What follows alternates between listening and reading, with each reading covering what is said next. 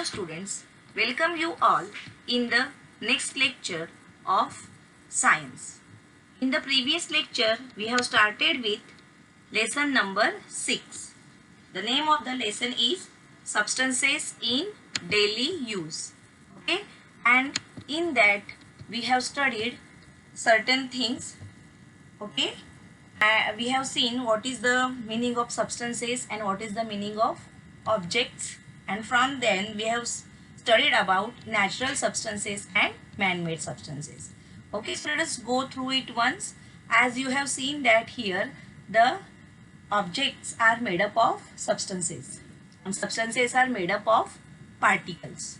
Okay, since the objects have specific shape, their parts have specific arrangement, and by which we can identify those objects, and depending upon their properties we use different substances for making different objects. Okay, like we use wood, plastic and steel for making table, chair and cupboard. Okay, so like that we consider the properties for making the things.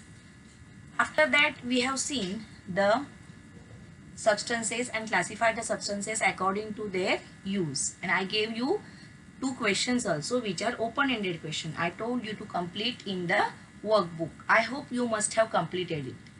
Afterwards we have seen certain substances from which many objects are made, like cotton. From cotton we can make cloth, fiber. Okay, we can make quilts, we can make mattresses.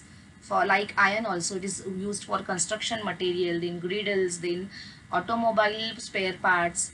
So there are many uses of certain substances. We use one substance for many uses. Okay, then we have seen that the substances are classified as natural substances and man-made substances.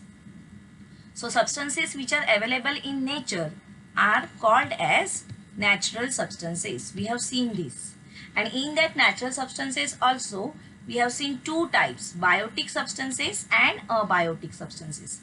I told you biotic means living substances, the substances which we get from living things, like plants and animals. And abiotic means what? Which are non-living things like air, soil and water. Okay, so all these substances are classified as biotic and abiotic. Okay, or you can say living and non-living. Okay. Afterwards, we have seen more about man-made substances and more about natural substances. As I have said that further the natural substances or the biotic substances are divided as animal origin and plant origin. That means the substances like leather, wool we get from animals, so they are called as animal origin substances. Whereas the substances like jute, cotton we get from plants, so they are called as plant origin substances. Afterwards we have seen that the substances like plastic, nylon, brass, cement, they are not natural substances. Why? Because we don't get them in nature. So such substances are called as man-made substances. Okay, so it's a human nature that human is fond of new things, or human are always strive to do new things so that the life can be made comfortable. Okay, so as a result of this, man started processing the natural substances and he produced certain new substances. They are called as what? Man-made substances. So substances produced by processing naturally available substances are called as man-made substances. Okay, let us go further now. Here you can see certain man-made substances where the natural substances are processed and man-made substances are obtained. Okay, so that the life can be made convenient. Okay, so here there are examples. You can see the plastic chair here. You can see pencil with we write. You can see pen. You can see wire, shoes, cups. That means what? Man has made so many things to make the life comfortable. Okay, so this is man's creation, so it is called as what? Man-made substances. Okay, now let us go further. Okay, now we are going to see the next concept in this particular chapter. So here now we will go towards the next thing, that is man-made substances here, and how they have replaced the earlier things. Like you can take the example of Irlis here. Irlis means what? It is a one type of object which is used to protect human beings from rains. Okay, so previously irlis or capes made up of grass or soft cloth were used for the protection of rain, but you see nowadays we are using umbrellas, we are using raincoats here to protect ourselves from the rain. Also we use school bags and the book covers, okay, so that we can protect them from the rain. And you will observe that all these things are made up of plastic. Plastic is a man-made material. Okay. Some articles are very delicate. Okay. So they require a good packing so that they will not break. Okay. So delicate substances, you can take electronic substances like television, then mobiles, also some showpiece or decorative articles. Okay, so to pack them we are using thermocols. You might have seen whenever any new things come in your house, it is packed in box, and in that box it is properly placed in the thermocol. Okay, so this thermocol also is a man-made material, and because of this thermocol, these delicate articles, they are protected. Okay, refrigerators, mobiles, anything you can say, or the glass materials, glass showpieces or dinner sets, they are all packed in thermocols. Okay, so that they can be avoided from breaking while transporting. Also some perishable fruits, you will observe that they are packed in plastic. We get strawberries in nice packing, attractive packing in market. Okay, the transparent plastic is there, and from that we can see those strawberries. Even kiwis are packed like that. Okay, so all these are plastic, thermocol, these are called as man-made substances. And why these substances are used? Because these substances are waterproof, or they are water resistant. Also they are lightweight, and they are very easy for the transporting purpose. Okay, so that is why we are using it increasingly. So here also one activity is given to you. Classify the various substances available in the house as natural and man-made substances. Okay, so you can do it by yourself. Whatever substances you see in your house, you classify them as man-made and natural. Like fruits, they are natural substances. If you see chair, it is man-made substance. So that way you can classify from your house that which substances are man-made, what are the changes made there. Okay, so this way we can differentiate man-made substances and the natural substances. Okay, now let us go further. Here there are some examples given. You can see this table in your textbook, that how the substances are used for different purposes, which are natural and which are man-made. Okay, that means previously which substances were used by man, and now which substances man is using. Okay, so see here, first of all construction is given. Previously for construction, bamboo, stone, soil, wood, coconut fronds, lime, etc. were used. Lime means not lemon. Okay, it's a material from nature, lime. Okay, it's a powder like white substance. So these substances were used previously. Now also some people are using this. In villages you will find that the houses are made up of bamboo, stone, soil, and they are called as kacha houses. You might have learned in lower standards. But nowadays these substances are replaced by brick, cement, concrete, galvanized sheets, clay tiles, plastic, asbestos sheets. Okay, and from this we can make the pakka houses. Okay, so these houses, they are not long lasting, they can be easily destroyed, but these houses which are made up from the man-made substances, they are very strong and they are not destroyed very easily. Okay, in storm also or in heavy rains also, they stand quite strong. Okay, then writing material, one more example is given.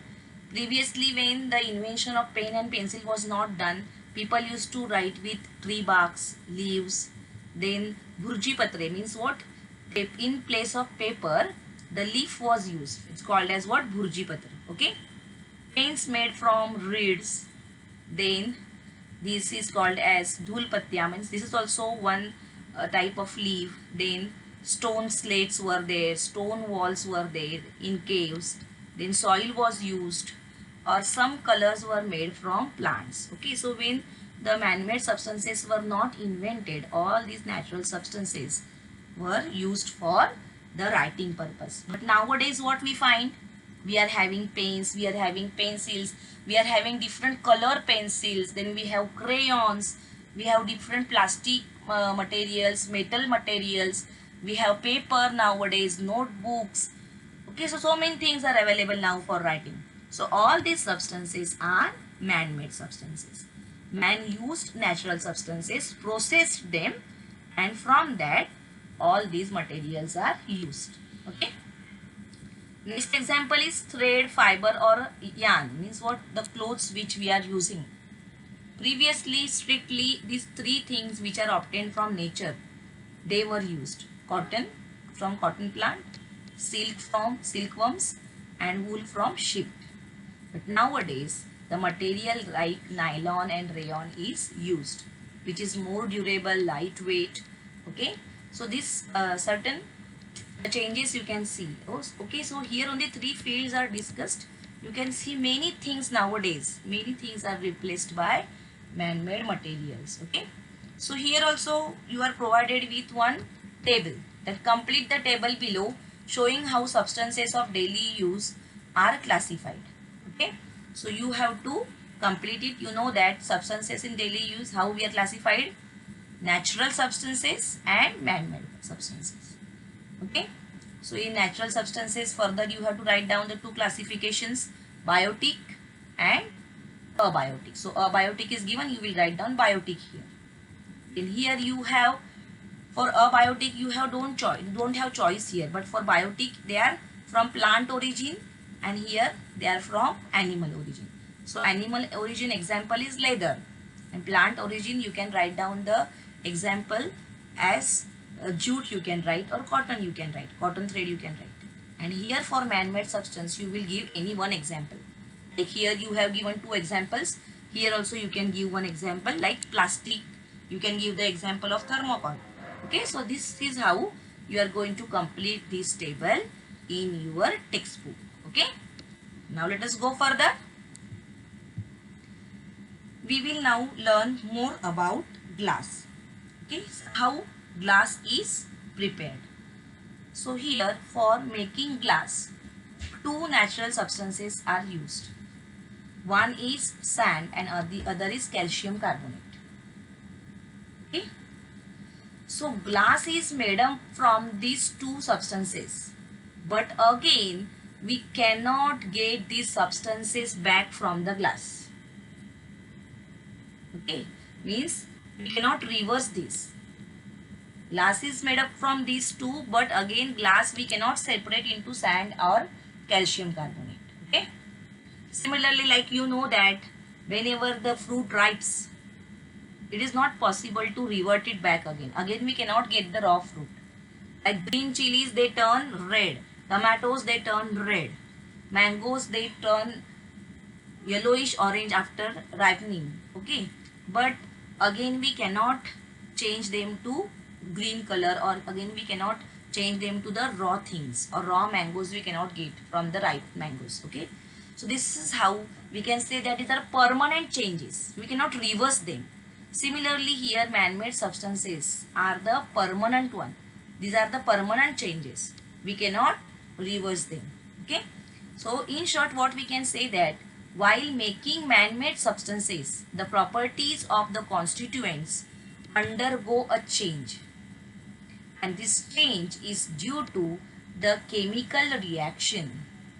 And because of this chemical reaction, as I have said, these changes in the properties of the original substances are permanent, and therefore we cannot get the original substances back again from the new substances formed.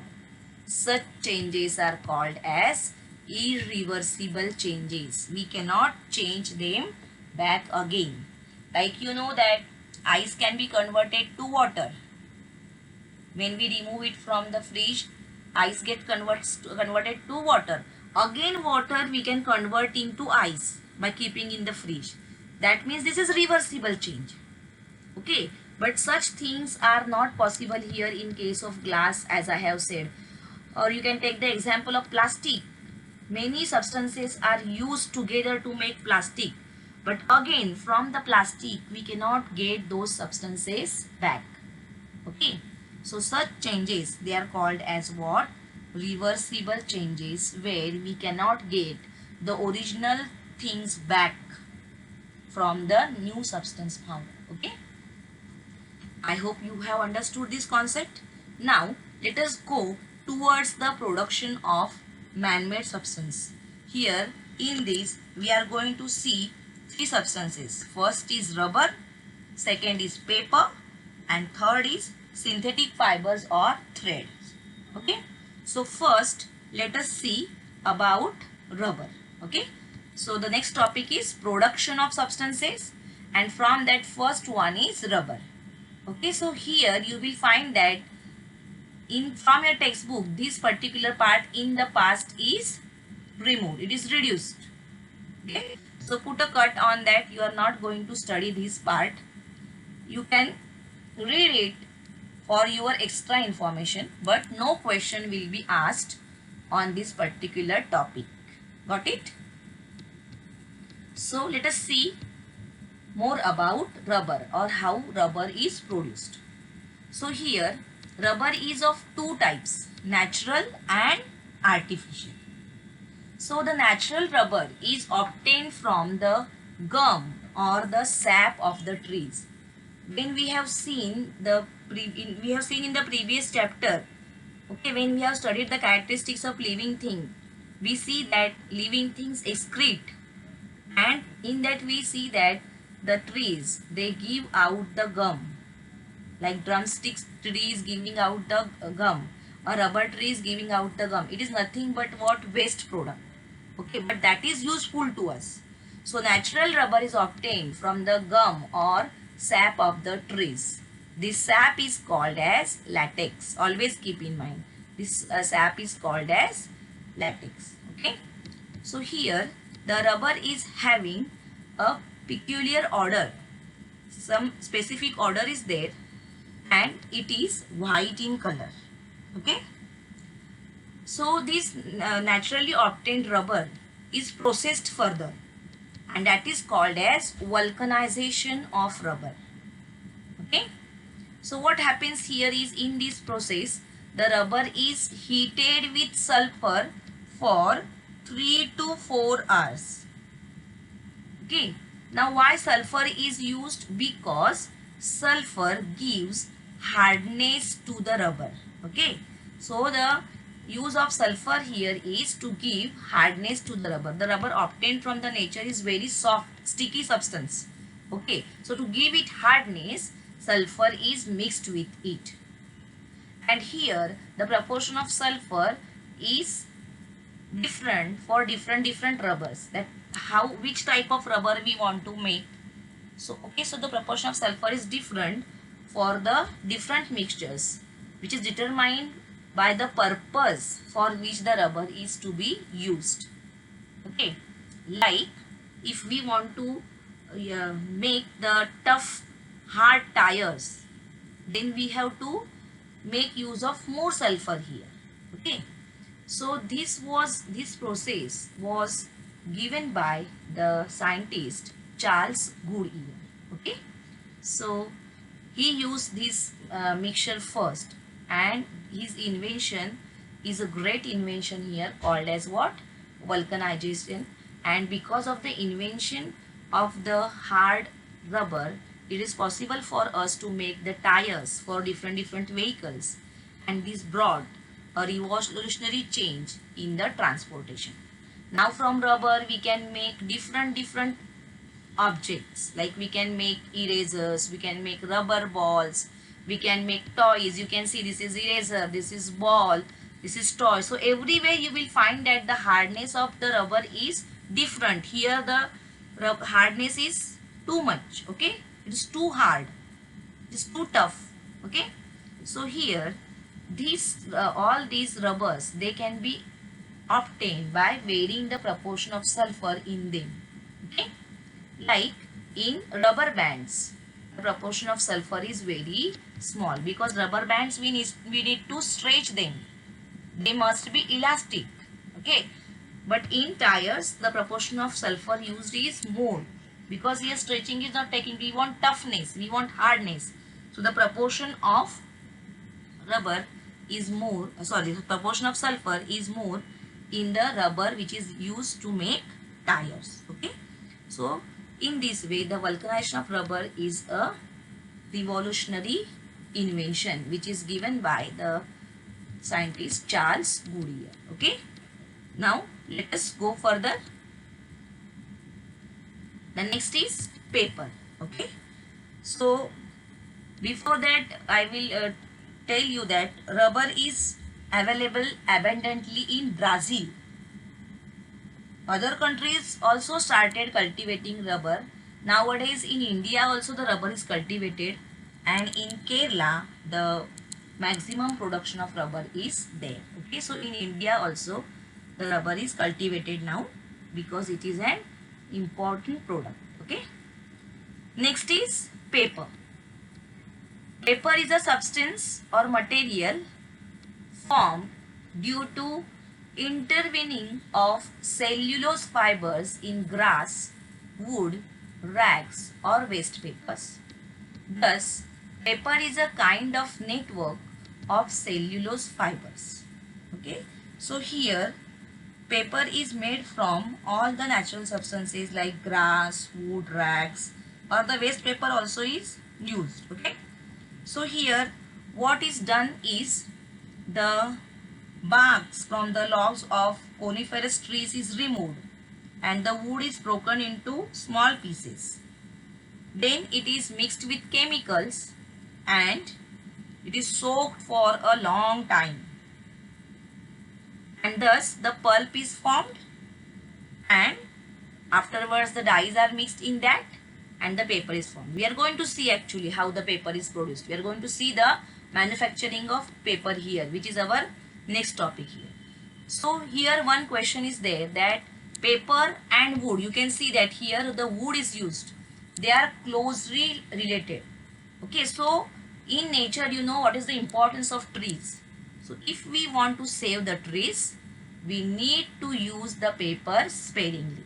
So in open-ended question again one more question is given, that what you will do to save the paper, okay? So you have to give the remedies to save the paper, like do not throw the paper in dustbin.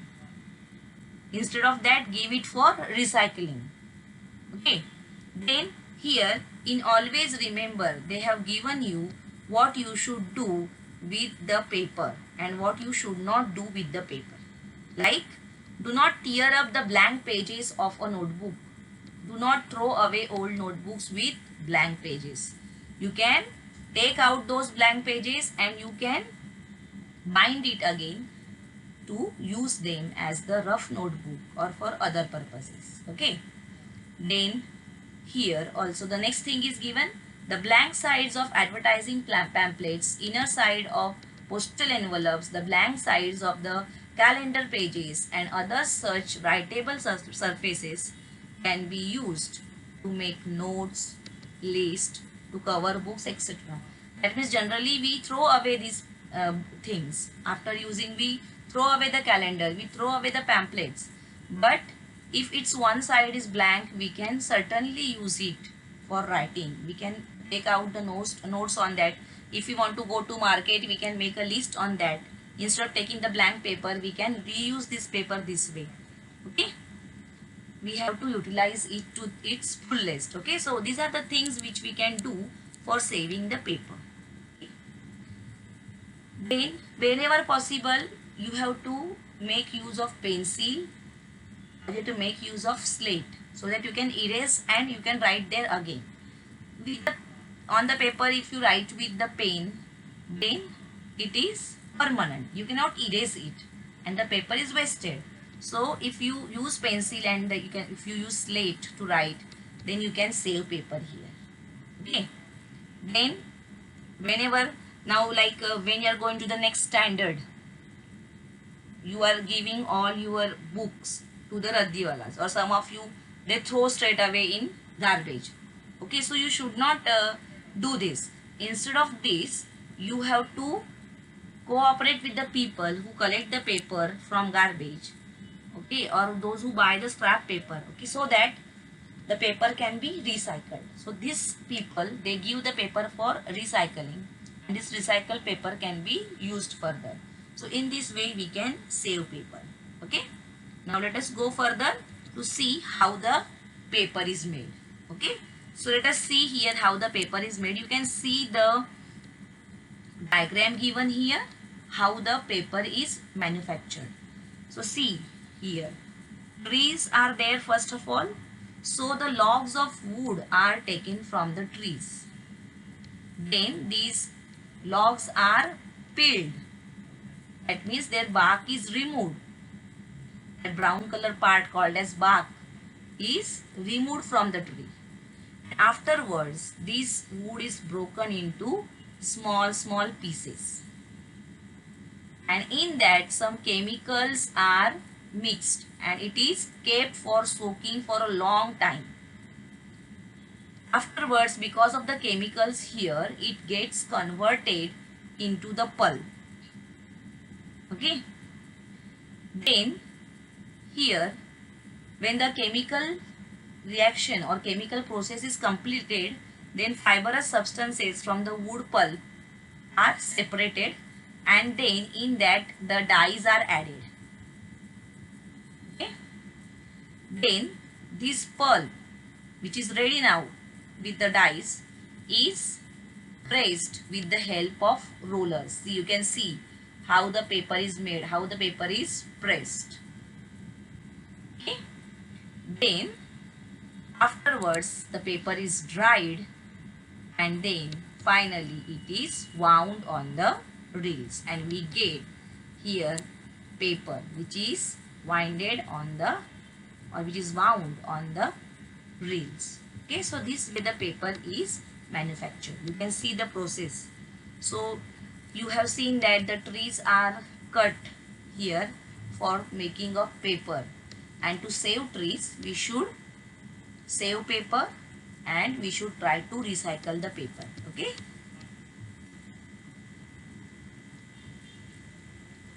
Let us go further now.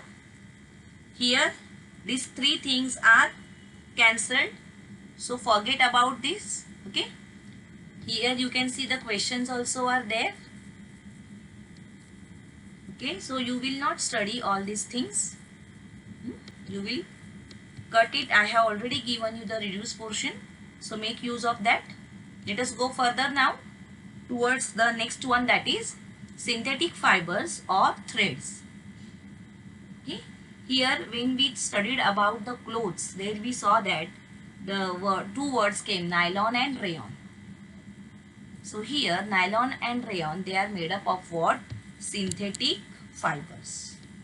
Now the questions are asked, from which substances in nature we get threads or fibers? So what is the answer? You know the answer. We get threads or fibers from cotton, wool, jute, hemp, silk, etc. Correct? And from these the clothes are also made. What are clothes made from? Okay, so clothes are made from fibers. So when the clothes are made from these natural fibers, they are called as cotton clothes or silk clothes. But nowadays we find that the clothes are made from synthetic fibers. Okay, so here, from the time it was first thought that artificial yarn could be processed to meet the clothing needs of the increasing population. You know that the natural resources are very limited and the population is increasing very fast. Okay, so the demand for cotton, for the silk is ever increasing, and when it was not possible for man to make up it or to meet the needs. Okay, so he started producing the artificial fibers. Okay, so after much research and progress, the threads like synthetic threads, nylon, Dacron, terylene, then terene, polyester, rayon, all these are the different names of synthetic threads. After much research and progress, these threads were invented.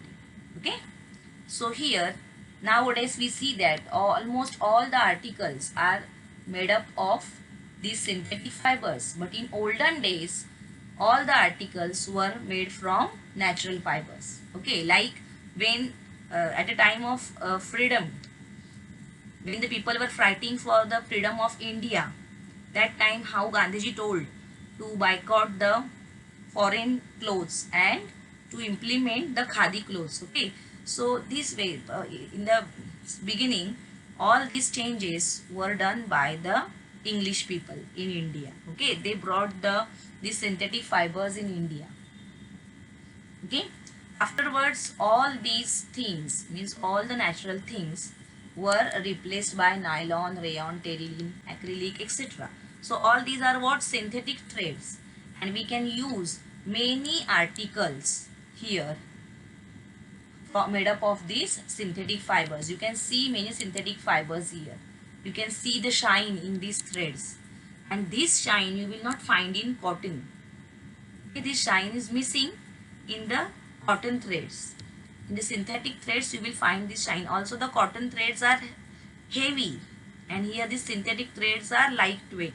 So the clothes made up of the synthetic threads or synthetic fibers are light in weight. Okay, now let us see the different type of threads. First one is nylon. This word nylon is given from the name of two cities. NY stands for New York and LON stands for London. Okay, so here these threads were invented at the same time in New York and London, and therefore the initials of New York NY are taken, and here initials of London LON is taken, and the name is given as what? Nylon.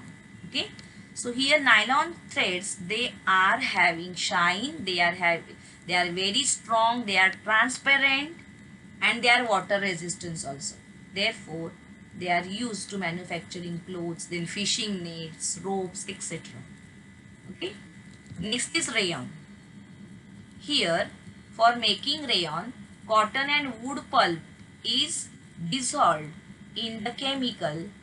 The chemical is sodium hydroxide, and from that the solution is made, and from this solution the threads are obtained with the help of machines. These threads are shiny and they are strong, and therefore they are called as synthetic silk. Okay, they appeared to be shining bright in the sun's rays, and that is why they are given the name rayon, because they shine in sun rays. Okay, so this is second type of fiber. Then some more fibers are given here: Dacron, terylene, terene. Okay, so here from mineral oils various hydrocarbons are obtained, and from that the polymer chains are given. Then a solution of such polymer is pressed to the strainer with the fine holes, and the fibers are formed after cooling them. These are long and unbroken threads. Okay, then these threads are twisted to obtain the yarn. Here various types of chemicals are used to make threads of various properties. Then according to this, the threads are given the names Dacron, terylene, terene, etc. Okay, so here there are new words for you: hydrocarbons. Hydrocarbons means the substances which are obtained from mineral oil. It is given here. And one more word is given: polymer chains. Polymer, word poly stands for many. Okay, so here polymer chains means what? Long continuous chains which are obtained from small interlinked chemical units. Okay, so the meanings also are given to you so that you can understand it better. Okay, and finally now we are going to see the advantages and disadvantages of synthetic fibers. Before that, you can see the uses of artificial threads here. Nowadays, whatever clothes we are using, they are made up of the artificial fibers. So that is why we see that they are having a particular shine. Okay, when I told you about nylon, you can see this nylon rope is there here. Okay, or many other articles like shirts, socks, then raincoats, then wind cheaters, curtains. All these are made up of artificial threads. But these artificial threads, as they have some advantages also, but at the same time they are having some disadvantages also. That means they are having some shortcomings also. So let us see what are the advantages and shortcomings of synthetic fibers. Okay, so on left hand side you can see the advantages. First advantage is that these fibers we can manufacture on mass scale. Like for natural fibers, we have to wait, we have to produce them. For getting cotton, we first plant the cotton trees, and from that the flowers will come, then the fruit will come, it will break, and from that we are going to get cotton. Okay, so it takes time. But here these fibers, they can be manufactured on mass scale. Also the cost is very less because time taken is less. Like for naturally growing thing, it takes time. Then these threads are strong and durable. This is next advantage. Then we can use them for long time. Generally you find that the cloth made up of nylon, it is not tearing off very easily, but the cloth made up of cotton, it tears off or it wear off quickly. So they are long lasting. Then they are water repellent, hence they do not get wet and they dry very easily. Then they are lightweight and comfortable to wear. They have shine, and that is why they enhance the appearance of wearer. Okay, so it is clearly you can see that if your clothes are shiny, all will look at you. Okay, if you are using the dull clothes, nobody will look at you. Okay, so it enhances the appearance of the wearer. Then clothes made from these threads are wrinkle free and scratch free.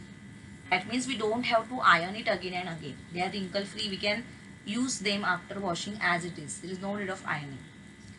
But on the other side, they are having some shortcomings also. Okay, so they are water repellent, so they don't absorb the sweat from the skin. And since the sweat remains on the skin as it is, the skin is remaining moist and it can cause many skin diseases. Okay, so continuously we cannot make use of these clothes. We get an irritating feeling if we go in hot summer and if we are using the nylon coats, we feel uncomfortable. Okay, especially in summer when we use synthetic clothes, we feel uncomfortable. So from lower standards we have studied that in summer we should use cotton clothes. Why? Because cotton clothes, they absorb the sweat. Okay, then the next disadvantage is synthetic fiber, they catch fire very easily. So when you are using these nylon fibers or nylon clothes or synthetic fibers, you should not go near the fire because they catch the fire very easily.